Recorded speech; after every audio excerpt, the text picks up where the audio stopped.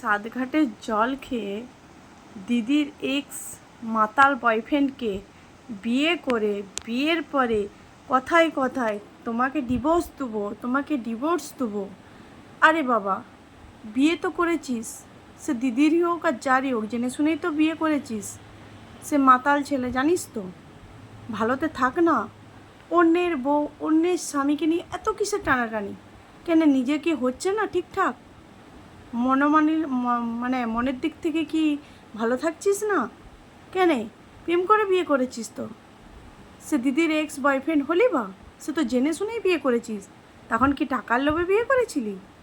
এটা জেনে রাখলি, এটা বুঝে রাখলি যে টাকাই হচ্ছে দুনিয়াতে সব নয়। টাকা থাকা দরকার, বাঁচতে গেলেও না টাকা দরকার, কিন্তু এটা নয় যে টাকাই সব কিছু, মানুষের সব কিছুই সমস্যার সমাধান করে দেবে। সব কিছু টাকা দিয়ে কেনা যায় না, কিছু কিছু জিনিস না মন থেকে কিনতে হয়। সেটা মন নেই তোর, আর পাবিও না। কর্ম যেমন করবে ভগবান ঠিক তেমন দেবে।